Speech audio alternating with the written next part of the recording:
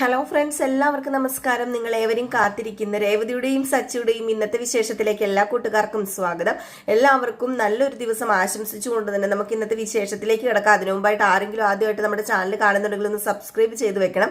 അതിനോടൊപ്പം തന്നെ 1K like target. അപ്പോൾ എല്ലാവരും മാക്സിമം ലൈക്ക് അടിച്ചിട്ട് വീഡിയോ കാണാൻ വേണ്ടി ശ്രദ്ധിക്കണേ. അപ്പോൾ നമുക്ക് നേരെ രേവതിയുടെയും സച്ചിയുടെയും കഥയിലേക്ക് പോയാലോ. അങ്ങനെ നമ്മുടെ ലക്ഷ്മി വീണ്ടും വീണ്ടും നിർബന്ധിച്ചുകൊണ്ടിരിക്കുകയാണ് സച്ചി ഇവിടുന്ന് പോകാൻ വേണ്ടി രേവതിയോട്. എന്നിട്ട് രേവതി പറഞ്ഞു, പറ്റില്ല, അമ്മ പറയുന്നത് പോലെ ഒന്നും എനിക്ക് പറയാൻ പറ്റത്തില്ല. സച്ചേട്ടൻ മുറി കിടക്കും, ഞാൻ ഹോളിൽ കിടന്നോളാം, ഞങ്ങൾ ഒരുമിച്ച് കിടക്കുന്നൊന്നുമില്ല. അല്ല, ഇനിയിപ്പം ഞങ്ങൾ ഒരുമിച്ച് കിടക്കുമെന്ന് പറഞ്ഞാണോ അമ്മയ്ക്ക് പേടി? അത് പിന്നെ എടി, നിന്റെ അമ്മായിയമ്മ ഇത് വല്ലതും അറിഞ്ഞു കഴിഞ്ഞാൽ എന്താ ഇത്ര പ്രശ്നം ഇരിക്കുന്നത്? ഞാനൊരു കാര്യം പറഞ്ഞേക്കാം, ദയവ് ചെയ്ത് ഇനിയെങ്കിലും ശല്യം ചെയ്ത് മാറി എങ്ങോട്ട് നിൽക്ക്. ഞാനേ സച്ചേട്ടന് എന്തെങ്കിലുമൊക്കെ എടുത്തു കൊടുക്കട്ടെ, അമ്മ അങ്ങോട്ട് മാറി നിൽക്ക്. സച്ചേട്ടൻ കിടന്നുറങ്ങിയിട്ട് രാവിലെ എണീറ്റ് പൊക്കോളും, അമ്മയ്ക്ക് ഒരു ഉപദ്രവവും ചെയ്യില്ല എന്ന് പറഞ്ഞു. ഏതായാലും ഈ സമയത്ത് നമ്മുടെ സച്ചിനെ കാണിക്കുകയാണ്. സച്ചി ആണെങ്കിൽ ശരത്തിനോട് സംസാരിച്ചുകൊണ്ടൊക്കെ ഇരിക്കുകയാണ് കേട്ടോ. ശരത്തിനോടും ദേവുവിനോടും സംസാരിച്ചുകൊണ്ടൊക്കെ ഇരിക്കുകയാണ്. അപ്പോഴത്തേക്കാണ് രേവതിയും ലക്ഷ്മിയും കൂടെ അങ്ങോട്ടേക്ക് വന്നത്. രേവതി വന്ന ഉടനെ തന്നെ സച്ചി ചോദിച്ചു, അല്ല, പൂ കെട്ടാനൊന്നും ഇല്ലേ? പൂ കെട്ടാനുണ്ടെങ്കിൽ നമുക്ക് ഒരുമിച്ചിരുന്ന് പൂ കെട്ടാം. എടുക്കമ്മേ, അമ്മ എടുക്ക്.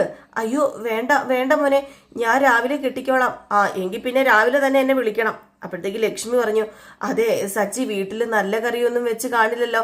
അച്ഛന് ഭക്ഷണം ഇറങ്ങണമെങ്കിൽ മീൻകറി വേണമെന്നേ പറഞ്ഞായിരുന്നേ. മോൻ ഒരു കാര്യം ചെയ്യുക, ഈ ഭക്ഷണം ഞാൻ തന്നു വിടാം, അത് മോനച്ഛന് കൊണ്ട് കൊടുക്കുക. ഹേയ് വേണ്ട, അച്ഛനിപ്പോ ഉറങ്ങിക്കാണുന്നേ. അപ്പൊ അച്ഛനിപ്പോ ഉറങ്ങാറായി കാണും, അതുകൊണ്ട് ഇപ്പൊ ഭക്ഷണം കൊണ്ട് കൊടുക്കുമൊന്നും വേണ്ട. അല്ല മോനെ, ഇപ്പൊ കൊണ്ട് കൊടുക്കുന്നതല്ലേ നല്ലത്. രാവിലെ ആകുമ്പോ കറി ചീത്തയായി പോയാലോ? ചീത്തയായി പോവില്ല, നമുക്ക് കറി നാളെ കൊടുത്താൽ മതിയെന്നേ. മീൻകറിക്ക് ടേസ്റ്റ് കൂടുന്നത് പഴകും തോറും എന്ന് പറഞ്ഞു കേട്ടിട്ടില്ലേ? നാളെ രാവിലെ ആകുമ്പോൾ ചൂടാക്കുമ്പോൾ നല്ല ടേസ്റ്റ് ആയിരിക്കും. അല്ല, അപ്പം മോൻ ഉറപ്പിച്ചോ ഇന്ന് പോകുന്നില്ല, നാളെ രാവിലെയാ പോകുന്നതെന്ന്? ഉറപ്പിച്ചു, ഞാനേ ഇന്ന് പോകുന്നില്ല, നാളെ രാവിലെയാ പോകുന്നത്. അമ്മ എന്തിനാ ഇത് തന്നെ പറഞ്ഞുകൊണ്ടിരിക്കുന്നത്? അത് പിന്നെ മോനെ, ഇതുണ്ടല്ലോ, ആടിമാസമല്ലേ, ആടിമാസത്തില് എന്താ പ്രത്യേകത ഇരിക്കുന്നത്? ഞാൻ എന്തിനാ വീട്ടിൽ പോകുന്നത്? അവിടെയും ആടിയല്ലേ, ഇവിടെയും ആടി, അവിടെയും ആടി. പിന്നെന്താ പ്രശ്നം എന്ന് ചോദിച്ചപ്പോഴത്തേക്കും നമ്മുടെ ലക്ഷ്മി ഒന്നും മിണ്ടുന്നില്ല. അപ്പോഴത്തേക്ക് വീണ്ടും ലക്ഷ്മി പറഞ്ഞു, അല്ല, കിടക്കാനേ ഇവിടെ നല്ല കട്ടിലൊന്നുമില്ല, മുറിയിലെ ഫാനും വർക്കാവുന്നില്ല, അവിടെ ഭയങ്കര ചൂടാ. ആർക്ക് വേണം കട്ടില്, ആർക്ക് വേണം ഫാന്? തറയിൽ പാ വിരിച്ച് കിടക്കുന്ന സുഖം അത് കട്ടിലേക്ക് കിടന്നാൽ കിട്ടില്ല. മിക്ക ദിവസവും ഞാൻ തറയിലാ കിടക്കുന്നത്. പിന്നെ ഫാൻ എന്തിനാ എനിക്കിപ്പം? പിന്നെ ഫാന് വേണമെങ്കിൽ ഈ ഹോളിലല്ല ഞാൻ കിടക്കുന്നത്, അപ്പൊ പിന്നെ എനിക്ക് നല്ല കാറ്റ് കിട്ടിക്കോളും. ഇവിടുത്തെ ഫാൻ വർക്കാണല്ലോ. അല്ല മോനെ, നീ ഹോളിൽ കിടക്കുക എന്നൊക്കെ പറഞ്ഞു കഴിഞ്ഞാൽ എനിക്ക് ഒരു കുഴപ്പമില്ല. അച്ഛമ്മയുടെ വീട്ടിൽ പോയാലേ ഞാൻ പണ്ടൊക്കെ ഉമ്മർത്തും മുറ്റത്തും ഒക്കെയാണ് കിടക്കുന്നത്, പിന്നെയല്ലേ ഹോള്. രേവതി ഒരു കാര്യം ചെയ്തേ, പായും തലയണയൊക്കെ എടുത്തോണ്ട് വന്നേ എന്ന് പറഞ്ഞു. ഏതായാലും രേവതി പായും തലയണ എടുക്കാൻ പോയപ്പോഴത്തേക്കും നമ്മുടെ ലക്ഷ്മി, എടി ഞാനൊന്ന് പറയട്ടെ, എടി വേണ്ടടി എന്ന് പറഞ്ഞപ്പോൾ, വിടമ്മേ മര്യാദയ്ക്ക് മാറി നിൽക്കുന്നുണ്ടോ എന്ന് പറഞ്ഞിട്ട് രേവതി നമ്മുടെ ലക്ഷ്മിനെ തള്ളി മാറ്റിയിട്ട് നേരെ പായും തലകണയൊക്കെ എടുക്കാൻ വേണ്ടി അങ്ങ് പോവുകയാണ്. ഈ സമയത്ത് നമ്മുടെ ഗജാനന്ദനെ കാണിക്കുകയാണ് കേട്ടോ. ഗജാനന്ദനാണെങ്കിൽ വീടിന്റെ പരിസരത്ത് വന്നു. രേവതിയുടെ കൂടെയുള്ളവർ ചോദിച്ചു, ബോസ് എന്താ പ്ലാൻ? എന്താ പ്ലാനെന്നോ? ഏതായാലും നമ്മൾ വീടിനകത്ത് കിടക്കുന്നു, ഉറങ്ങിക്കിടക്കുന്ന രേവതിയെ തൂക്കിയെടുത്തോണ്ട് പോകുന്നു. എങ്ങോട്ടേക്ക്?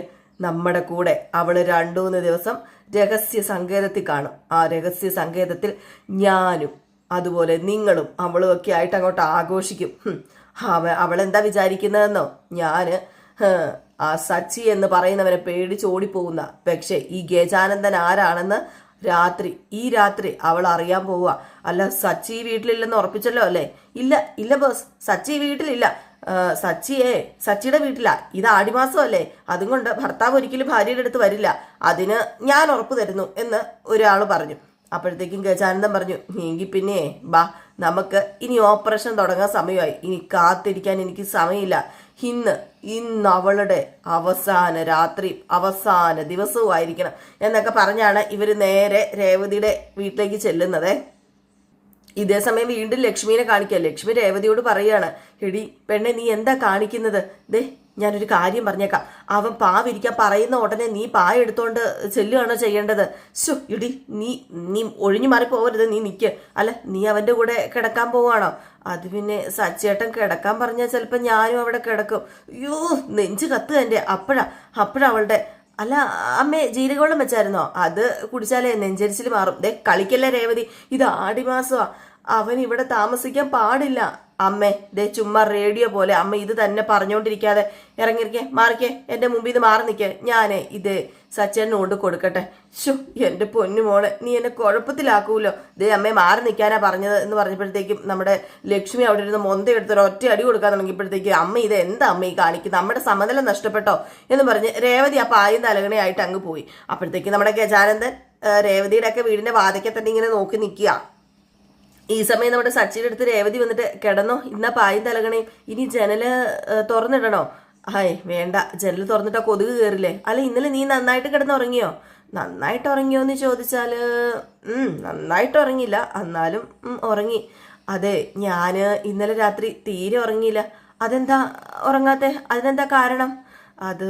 അത് പിന്നെ എന്താ, ഞാൻ കൂടെ ഇല്ലാത്തോണ്ടാണോ ഉറക്കം വരാതിരുന്നത്?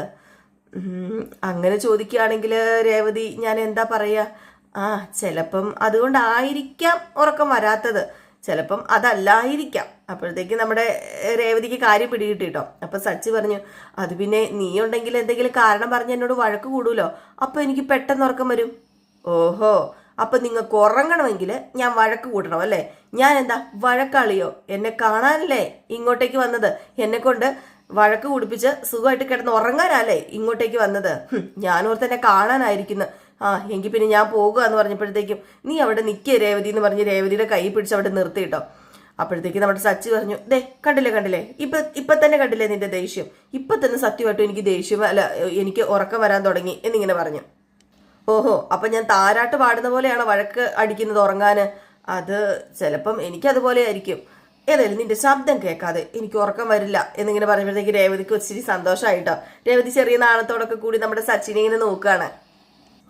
അപ്പൊ സച്ചി ചോദിച്ചു, അല്ല നീ എന്താ ഇങ്ങനെ നോക്കുന്നത്? അപ്പം എന്നെ കാണാതെയും എന്റെ ശബ്ദം കേൾക്കാതെയും ഒന്നും നിങ്ങൾക്ക് ഉറക്കം വരില്ല അല്ലേ? ഇല്ല, നിന്നെ കാണാതെയും നിന്റെ ശബ്ദം കേൾക്കാതെയും എനിക്ക് ഉറക്കം വരില്ല, അതെനിക്ക് മനസ്സിലായി. എന്നാ പിന്നെ ഞാനൊരു കാര്യം പറയട്ടെ? പറഞ്ഞോ, നിനക്ക് എന്താ പറയാനുള്ളത്? ഇന്നലെ രാത്രി സത്യത്തിലെ ഞാനും ഉറങ്ങിയിട്ടൊന്നുമില്ല, എനിക്കും ഉറക്കമൊന്നും വരുന്നില്ലായിരുന്നു. ചുമ്മാ അങ്ങോട്ടും ഇങ്ങോട്ടും ഒക്കെ തിരിഞ്ഞു കിടക്കായിരുന്നു. നിങ്ങളെ കാണാതെ, നിങ്ങളുടെ ശബ്ദം കേൾക്കാതെ എനിക്കും ഉറങ്ങാൻ പറ്റിയില്ല. അപ്പോഴത്തേക്കുമാണ് ലക്ഷ്മി വിളിച്ചത്, എടി രേവതി എന്ന് പറഞ്ഞ്. അപ്പോഴത്തേക്കും നമ്മുടെ രേവതി, ഈ അമ്മയുടെ ഒരു കാര്യം. അപ്പൊ സച്ചി പറഞ്ഞു, ദേ അമ്മ വിളിക്കുന്നത് കേട്ടില്ലേ, നീ ഒരു കാര്യം ചെല്ല് പോയി കിടന്ന് ഉറങ്ങാൻ നോക്ക. ഞാന് പോട്ടെ? ചെല്ല് പോയി കിടന്ന് ഉറങ്ങ്. അപ്പൊ ഒന്നുകൂടെ ചോദിച്ചു, ഞാന് പോവുകയാണേ. പൊക്കോ, പോയി കിടന്ന് ഉറങ്ങ് എന്നിങ്ങനെ പറഞ്ഞു. നമ്മുടെ രേവതി ഓർത്ത് ചിലപ്പോൾ സച്ചി പറയുമായിരിക്കും ഇന്നിവിടെ കിടന്നോ പോകണ്ട എന്ന്. അത് പ്രതീക്ഷിച്ചാണ് കേട്ടോ പുള്ളിക്കാരി നിന്നത്. പക്ഷെ എവിടെ നമ്മളെ സച്ചി പറഞ്ഞില്ല. ഏതായാലും രേവതി അങ്ങ് പോയിട്ടോ. പിന്നെ നേരം കുറച്ചും കൂടി ഇരുട്ടിട്ടോ, രാത്രിയായി 10-12 മണി ആയി കഴിഞ്ഞപ്പോഴത്തേക്കും ഗജാനന്ദനെ കാണിക്കുകയാണ്. എല്ലാവരും നല്ല ഉറക്കത്തിലായി. അവളെ വീട്ടിനകത്ത് കയറി തൂക്കിയെടുത്ത് പുറത്തേക്ക് കൊണ്ടുവരണം. അവളുടെ വായ്ക്കകത്ത് തുണി കുത്തി കയറ്റണം. അവളെ തൂക്കിയെടുത്ത് എൻ്റെ വണ്ടിയിലാണ് ഇടാനുള്ളത്. എന്നിട്ട് നമ്മൾ രഹസ്യ സങ്കേതത്തിൽ പോകുന്നു. എന്നിട്ട് അവിടെ നമ്മുടെ ആഘോഷം അല്ലേടാ, നമ്മുടെ ആഘോഷം അടിച്ചു പൊളിക്കും നമ്മള്. ആഘോഷത്തിന് മാറ്റുകൂട്ടാൻ രേവതി എന്ന പെണ്ണും. ഇതിൽ പരം എന്താ സന്തോഷം? ഞാൻ കാത്തിരുന്ന ദിവസമാടാ ഇത് എന്നൊക്കെ ഇങ്ങനെ പറഞ്ഞിട്ട് അവന്മാർ അട്ടഹസിച്ച് ചിരിക്കുകയാണ് കേട്ടോ എല്ലാവരും കൂടെ ചേർന്ന്. എന്നിട്ട് പതിയെ നമ്മുടെ രേവതിയുടെ വീട്ടിന്റെ ഫ്രണ്ടിലേക്ക് ചെല്ലുകയാണ്. അപ്പൊ ഇതേ സമയം കാണിക്കുന്നത് നമ്മുടെ ചന്ദ്രേനെയാണ്. അപ്പൊ ചന്ദ്രയാണെങ്കിൽ രണ്ടുപേരും ഒന്നാകാതിരിക്കാൻ വേണ്ടിയാ അവളെ അങ്ങോട്ടേക്ക് പറഞ്ഞു വിട്ടത്. ഇപ്പം സച്ചി അങ്ങോട്ടേക്ക് പോയി താമസിക്കുന്നു. രണ്ടുപേരും ഒരിക്കലും ഒന്നായിക്കൂടാ. ആദ്യം കുഞ്ഞു പറക്കണമെങ്കിൽ അത് സുതിക്ക് തന്നെ ആയിരിക്കണം. രണ്ടിനെ 2 മുറിയിലാക്കിയേ പറ്റൂ. ആ പൂ കെട്ടുന്നവളെ വിളിച്ച് ഒന്ന് വിരട്ടിയേക്കാം, 2 എണ്ണം പറഞ്ഞേക്കാം എന്ന് പറഞ്ഞ് ഫോൺ എടുത്ത് നേരെ നമ്മുടെ ലക്ഷ്മിനെ അങ്ങോട്ട് വിളിക്കുകയാണ്. ലക്ഷ്മി ഫോൺ ബെല്ലടിക്കുന്നത് കേട്ടിട്ട് ചെന്ന് എടുത്തു കഴിഞ്ഞപ്പോഴത്തേക്കും നമ്മുടെ ചന്ദ്ര, അയ്യോ മോളെ മോളെ, ദേ സച്ചിയുടെ അമ്മയെ വിളിക്കുന്നത്, അവൻ ഇവിടെ വന്നത് അറിഞ്ഞിട്ടായിരിക്കും വിളിക്കുന്നത്, ഞാൻ ഇനി എന്താ പറയുക, അമ്മ എന്തിനാ പേടിക്കുന്നത്, അമ്മ ഫോൺ എടുത്ത് സംസാരിക്കാൻ പറഞ്ഞു. ഏതായാലും ഫോൺ എടുത്തിട്ട് നമ്മുടെ ലക്ഷ്മിയുടെ കൈ കൊടുത്തു. എന്നിട്ട് ഹലോ എന്നിങ്ങനെ പറഞ്ഞപ്പോഴത്തേക്ക്, നീ എന്താടി മനസ്സിൽ കരുതിയിരിക്കുന്നത്, എന്നെ വിഡ്ഢിയാക്കാമെന്നോ? ദേ ഞാനൊരു കാര്യം പറഞ്ഞേക്കാം. അല്ല എന്താ ചേച്ചി പറയുന്നത്, എനിക്ക് മനസ്സിലായില്ല. ഞാൻ മനസ്സിലാക്കി തരാടി, നിനക്ക് ആടിമാസമാണെന്ന് പറഞ്ഞിട്ട് എന്നെ ബോധ്യപ്പെടുത്താനായിട്ട് അവളെ വീട്ടിലേക്ക് വിളിച്ചോണ്ട് പോയി. പിന്നാലെ അവളുടെ കെട്ടിയവനെയും വിളിച്ചു വരുത്തിയല്ലേ നീ? അയ്യോ ഒരിക്കലും ഞാൻ വിളിച്ചു വരുത്തിയതല്ല ചേച്ചി, അവനായിട്ട് വന്നതാ. അവനായിട്ട് വന്നപ്പോൾ ഞങ്ങൾ എങ്ങനെയാ പറഞ്ഞു വിടുന്നത്? വീട്ടിൽ വരുന്ന ആളോട് എങ്ങനെയാ കയറരുതെന്ന് പറയുന്നത്? കയറരുതെന്ന് പറയണം. ദേ എന്തിനാ രണ്ടുപേരെ രണ്ടിടത്ത് നിർത്തിയെന്ന് നിനക്കറിയാലോ. രണ്ടുപേരും ഒരുമിച്ച് കഴിയാനാണെങ്കിൽ എന്തിനാ ആടിമാസം എന്ന് പറഞ്ഞ് രേവതിനെ അങ്ങോട്ടേക്ക് കൂട്ടിക്കൊണ്ട് പോയത്? അതിന്റെ കാര്യം ഉണ്ടായിരുന്നോ? അല്ല പ്രശ്നമൊന്നുമില്ല, രേവതി ഞങ്ങളുടെ കൂടെ റൂമിലും സച്ചി ഹോളിലുമാ കിടക്കുന്നത്. നീ പറയുന്നത് വിശ്വസിക്കാനേ ഞാൻ അത്രയ്ക്ക് മണ്ടിയൊന്നുമല്ല. നീ മര്യാദയ്ക്ക് അവൻ ഈ രാത്രി തന്നെ ഇങ്ങോട്ടേക്ക് പറഞ്ഞു വിടാൻ നോക്ക്. അല്ല ഞാൻ എങ്ങനെയാ അവനോട് പറയുന്നത്? അവനോട് ഈ പാതിരാത്രി എനിക്ക് അങ്ങോട്ടേക്ക് ഞാൻ എങ്ങനെ പറഞ്ഞയക്കും? അപ്പോഴത്തേക്കും പെട്ടെന്ന് നമ്മുടെ രേവതി പറഞ്ഞു സ്പീക്കറിൽ ഇടാൻ. അപ്പൊ സ്പീക്കറിൽ ഇട്ടു. എന്നിട്ട് രേവതി പറഞ്ഞു ഉറങ്ങിന്ന് പറയാൻ പറഞ്ഞു. അപ്പൊ ലക്ഷ്മി പറഞ്ഞു അതെ മോനെ ഉറങ്ങി. ദേ അവന് ഉറങ്ങിയൊന്നും ഇല്ലായിരിക്കും, അവനും അവളും കൂടെ മണിയറ കയറി വാതിലടച്ച് കാണുമായിരിക്കും അല്ലേ എന്ന് പറഞ്ഞു. ഇത് കേട്ടപ്പോഴത്തേക്ക് ദേഷ്യം വന്നു കേട്ടോ നമ്മുടെ രേവതിക്ക്. രേവതി ഫോൺ മേടിച്ചിട്ട്, അമ്മ ടെൻഷൻ ആവുമെന്നും വേണ്ട, ഞാനും അമ്മയും അനിയത്തിയും ഒരു റൂമിലാണ് കിടക്കുന്നത്. എന്റെ കെട്ടിയവന് സോറി നിങ്ങളുടെ മകന് ഹോളിലാണ് കിടക്കുന്നത്. അമ്മ പേടിക്കണ്ട, ഒരു പോറൽ പോലും ഏൽപ്പിക്കാതെ ഞാൻ രാവിലെ അദ്ദേഹത്തെ വീട്ടിലെത്തിക്കാം. നീ എന്താടി എന്നെ കളിയാക്കുകയാണോ? അങ്ങനെ തോന്നുന്നെങ്കിൽ എനിക്ക് എന്ത് ചെയ്യാൻ പറ്റുമേ? എനിക്കൊന്നും പറയാൻ പറ്റില്ലല്ലോ. സച്ചേട്ടൻ ഹോളിലാണ് കിടക്കുന്നത്. ഇനിയും വിശ്വാസം വന്നില്ലെങ്കിൽ അദ്ദേഹത്തെ വിളിച്ചു ചോദിക്കും. അവനെ ഞാൻ വിളിക്കാനോ? എനിക്ക് പറ്റത്തില്ല അവനെ വിളിക്കാന്. അല്ല പിന്നെ അമ്മ എന്താ പറയുന്നത്? ഞാനിപ്പോ എന്താ ചെയ്യേണ്ടത്? അമ്മ പേടിക്കാതെ ചെന്ന് കിടന്ന് ഉറങ്ങാൻ നോക്ക്. സച്ചിയേട്ടൻ രാവിലെ വീട്ടിലെത്തും, അതുപോലെ അമ്മയ്ക്ക് എന്ന് പറഞ്ഞിട്ട് നമ്മുടെ രേവതി ഫോണും കട്ട് ചെയ്തു. അപ്പോഴത്തേക്കും ചന്ദ്ര ഹലോ എന്ന് വെച്ചപ്പോഴത്തേക്കും ഫോൺ കട്ട് ചെയ്തല്ലോ. ചന്ദ്രയ്ക്ക് ദേഷ്യം വന്നിട്ട് ചന്ദ്ര കണ്ടില്ലേ അവളുടെ ഒരു അഹങ്കാരം എന്ന് പറഞ്ഞുകൊണ്ട് ചന്ദ്ര ഇങ്ങനെ പറയാ. പിന്നെ കാണിക്കുന്ന നമ്മുടെ രേവതിയും അനിയത്തിയും അമ്മയും കൂടെ ഒരുമിച്ച് കിടക്കാണ് കേട്ടോ. നമ്മുടെ രേവതി അനിയത്തിയും കൂടെ ഭയങ്കര സംസാരവും ചിരിയും കളിയൊക്കെയാണ്. ഇത് കേട്ട് കഴിഞ്ഞപ്പോഴത്തേക്കും ലക്ഷ്മിക്ക് ദേഷ്യം വന്നു. ലക്ഷ്മി പറഞ്ഞു എന്റെ പൊന്നു പിള്ളേരൊന്ന് കിടന്നുറങ്ങുന്നുണ്ടോ? എന്തിനാ ഇത്ര ചിരിക്കുന്നത്? എന്താ ഇത്ര ചിരിക്കാൻ ഇവിടെ നടന്നത്? രണ്ടുപേരും കൂടെ കിടന്നുറങ്ങാൻ നോക്ക്, ഒന്ന് നേരം വെളുത്താൽ മതിയായിരുന്നു. അപ്പോഴത്തേക്കും നമ്മുടെ ദേവ് ചോദിച്ചു അമ്മ എന്താ ഉറങ്ങാത്തത്? എങ്ങനെ ഉറക്കം വരും? എന്ത് നടക്കരുതെന്ന് കരുതിയോ അത് നടന്നു കഴിഞ്ഞു, അത് വലിയ പ്രശ്നമാകും. അതൊന്നും നിങ്ങൾക്ക് രണ്ടിനും പറഞ്ഞാൽ മനസ്സിലാവില്ലല്ലോ. ചന്ദ്ര നാളെ നേരം വെളുക്കാൻ വേണ്ടി കാത്തിരിക്കായിരിക്കും. ശോ എന്റെ പൊന്നമ്മേ, അതൊന്ന് വിടമ്മേ, എന്തൊരു പേടിയത്. ചേച്ചിയുടെ അമ്മായിയമ്മ ഇന്ന് ഉറങ്ങില്ല. ഇന്ന് നിങ്ങളെ ഓർത്ത് ടെൻഷൻ അടിച്ച് അങ്ങോട്ടും ഇങ്ങോട്ടും നടന്നു മിക്കുവാറ്, നേരം വെളുപ്പിക്കാനാ ചാൻസ് കൂടുതൽ എന്ന് പറഞ്ഞപ്പോ നമ്മുടെ രേവതി ചിരിക്കാണ് കേട്ടോ. അപ്പോഴത്തേക്കും ലക്ഷ്മി പറഞ്ഞു മോളെ നാളെ രാവിലെ സച്ചി വീട്ടിൽ പോകുമായിരിക്കും അല്ലേ? അയ്യോ എനിക്കറിയില്ലമ്മേ. അമ്മ ഒരു കാര്യം ചെയ്യും, ഇപ്പൊ തന്നെ സച്ചിയേട്ടനോട് ചെന്ന് ചോദിക്കുക. അപ്പോഴത്തേക്കും നമ്മുടെ ദേവ് പറഞ്ഞു അതെ ഏട്ടനോട് നാളെ പോകണ്ടെന്ന് പറ ചേച്ചിയുടെ അമ്മായിയമ്മയുടെ BP കൂടും. സച്ചിയേട്ടനോട് ഒരാഴ്ച കൂടി ഇവിടെ നിൽക്കാൻ പറ ചേച്ചി. അമ്മായിയമ്മ BP കൂടി ഹോസ്പിറ്റലിൽ അഡ്മിറ്റ് ആകട്ടെ, വേണമെങ്കിൽ ആ തള്ള ചത്തും പോട്ടെ. അപ്പോഴത്തേക്കും രേവതി പറഞ്ഞു എങ്കിൽ പിന്നെ നമുക്ക് നാളെ സച്ചിയേട്ടനെ പറഞ്ഞു വിടണ്ടല്ലേ? എനിക്ക് നല്ല ഭക്ഷണമൊക്കെ സച്ചിയേട്ടന് ഉണ്ടാക്കി കൊടുക്കണം. നാളെ നമുക്ക് ചിക്കനും മേടിച്ചാലോ? ഇന്ന് മീനല്ലായിരുന്നോ? അപ്പൊ നാളെ ചിക്കൻ ഫ്രൈ, ചിക്കൻ കറി, ചിക്കൻ 65 ഒക്കെ ഉണ്ടാക്കാം. എടി രേവതി നീ എന്താണ് ഈ പറയുന്നത്? എന്താ അമ്മേ ചിക്കൻ വേണ്ടേ? എങ്കിൽ പിന്നെ വേണ്ട, ചൂടല്ലേ, എങ്കിൽ പിന്നെ മട്ടൻ മേടിക്കാം എന്ന് പറഞ്ഞപ്പോഴത്തേക്കും നമ്മുടെ ലക്ഷ്മി രണ്ടിനും കൂടെ 2-3 അടി കൊടുത്തുട്ടോ. എങ്ങനെയെങ്കിലും ഈ വീട്ടിൽ നിന്ന് പറഞ്ഞയക്കാൻ നോക്കുമ്പോഴത്തേക്കും അവനിവിടെ സ്ഥിരമായിട്ട് താമസിപ്പിക്കാൻ നോക്കണ്ടേ, എടുക്കരുത് കേട്ടോ പെണ്ണേ. നീ ഇപ്പൊ തന്നെ അവനിവിടുന്ന് പറഞ്ഞയച്ചാൽ അത്ര നല്ലത്. ആ ചന്ദ്രയുടെ വഴക്ക് കേൾക്കാതെ രക്ഷപ്പെടാലോ. എങ്കിൽ പിന്നെ പറഞ്ഞു വിടാം, കൂടെ ഞാനും പൊക്കോളാം. ഞങ്ങളിവിടെ താമസിക്കുന്ന അമ്മയ്ക്ക് ഇഷ്ടമല്ലല്ലോ, ഞാൻ പോവാ എന്നും പറഞ്ഞ് അവിടെ നിന്ന് എണീക്കാൻ തുടങ്ങിയപ്പോഴത്തേക്ക് നീ എന്താണ് ഈ പറയുന്നത്?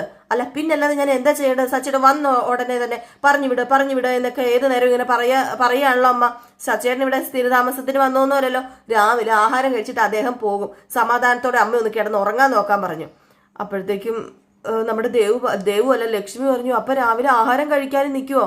സമയം വൈകില്ലേ? അമ്മേ ഇതുപോലെ വെറുപ്പിക്കാതെ അമ്മ ഒരു കാര്യം ചെയ്യ, കിടന്നുറങ്ങ്, ഞങ്ങളും കിടന്നുറങ്ങിക്കോളാന്ന് പറഞ്ഞു. അങ്ങനെ ദേവും രേവതിയും കെട്ടിപ്പിടിച്ച് കിടന്നുറങ്ങി. ലക്ഷ്മി അവിടെ കുത്തിയിരുന്ന് കരഞ്ഞോണ്ടിരിക്കുകയാണ് കേട്ടോ. ഇനി എന്താ ചെയ്യേണ്ടതെന്ന് അറിയത്തില്ല. പിന്നെ കാണിക്കുന്നത് ഗജാനന്ദനെയാണ് കേട്ടോ. ഗജാനന്ദൻ അങ്ങനെ അടുക്കള വാതിലൊക്കെ തുറന്ന് ഗജാനന്ദനും ഗുണ്ടകളും ഉണ്ട് പതിയെ പതിയെ പതിയെ റൂമുകളൊക്കെ താണ്ടി വരികയാണ്. അങ്ങനെ ഹോളിലെത്തിയപ്പോഴത്തേക്കും വിരിച്ച് നിലത്തൊരാൾ കിടക്കുന്നു നീണ്ടു നിവർന്ന്. അപ്പൊ ഏതായാലും നമ്മുടെ രേവതി ആകാനാണല്ലേ ചാൻസ്. ഏതായാലും രേവതി ആയിരിക്കും ഈ ഹോളിൽ കിടക്കുന്നതെന്ന് പറഞ്ഞ് കൂട്ടുകാരന്മാരോട് പറഞ്ഞു, ദേ അവളിവിടെ കിടപ്പുണ്ടെന്ന് പറഞ്ഞു. ഏതായാലും ഗുണ്ടകളെല്ലാരും കൂടെ കയറി വന്നു. എന്നിട്ട് നമ്മുടെ ഗജാനന്ദൻ ഇങ്ങനെ മനസ്സിലാലോചിക്കുക, എടി ഇനി നീ ഈ വീടും കാണില്ല, നിന്റെ കെട്ടിയവനെയും കാണില്ല. ഇനി നമ്മളായിട്ടുള്ള ലോകമായിരിക്കും കുറച്ചു ദിവസം നീ കാണാൻ പോകുന്നത്. നോക്കിക്കോടി, നിന്നെ ഞാൻ തൂക്കിയെടുത്തോണ്ട് പോവാ. നിന്റെ കെട്ടിയവൻ എല്ലാവരുടെയും മുമ്പിൽ വെച്ച് എന്നെ അപമാനിച്ചില്ലേ, എന്നെ അപമാനിച്ചത് പോരാഞ്ഞിട്ട് അവൻ എല്ലാവരുടെയും മുമ്പിൽ വെച്ച് എന്നെ തല്ലി. ഇപ്പം നാട്ടിൽ എനിക്ക് വിലയും നിലയും ഒന്നുമില്ല. അതെല്ലാം നീ കാരണമാ. നീയും നിന്റെ കെട്ടിയവനും കാരണം. എന്നെ വിവാഹം കഴിക്കാൻ പറഞ്ഞപ്പം നിനക്ക് പുച്ഛമായിരുന്നില്ലേ? അപ്പം ഇപ്പൊ എന്താടി സംഭവിച്ചത്? എന്നും ഈ ഗജാനന്ദൻ ഒരു കാര്യം തീരുമാനിച്ചിട്ടുണ്ടെങ്കിൽ അത് നേടിയെടുത്തിരിക്കും. അത് ഇന്നും അങ്ങനെ തന്നെയാണ് നടക്കാൻ പോകുന്നത്. ഇനി നീ എൻ്റെ പെണ്ണായിരിക്കൂടി, നീ എൻ്റെ കൂടെ ആയിരിക്കൂടി, ഞങ്ങള് എല്ലാവരും കൂടെ ആയിരിക്കൂടി നിന്റെ കൂടെ, ആഘോഷിക്കൂടി എന്നൊക്കെ പറഞ്ഞ് ഇങ്ങനെ പതിയെ കുനിഞ്ഞ് പുതപ്പ് ഇങ്ങനെ എടുക്കാൻ തുടങ്ങുന്നത് ഇന്നത്തെ വിശേഷം അവസാനിക്കുകയാണ് ചെയ്യുന്നത്. ഏതായാലും നമുക്ക് കാത്തിരുന്നതിനെ കാണാല്ലേ എന്താ സംഭവിക്കാൻ പോകുന്നത്. വേറൊന്നും അല്ലല്ലോ സംഭവിക്കാൻ പോകുന്നത്, സച്ചിയാണല്ലോ. പിന്നെ ഞാൻ പ്രത്യേകിച്ച് പറയേണ്ട കാര്യമില്ലല്ലോ, അടിച്ച് നിരപ്പാക്കില്ലേ നമ്മുടെ ഗജാനന്ദനെ. അപ്പൊ നമുക്ക് കാത്തിരുന്നതിനെ കാണാല്ലേ. അപ്പൊ എല്ലാവരും കാത്തിരിക്കുക. അപ്പൊ എല്ലാവർക്കും വീണ്ടും നല്ലൊരു ദിവസം ആശംസിച്ചുകൊണ്ട് നിർത്തുകയാണ്. നെക്സ്റ്റ് വീഡിയോ ആയിട്ട് കാണുന്നവരെല്ലാവർക്കും ടാറ്റാ ബൈ ബൈ.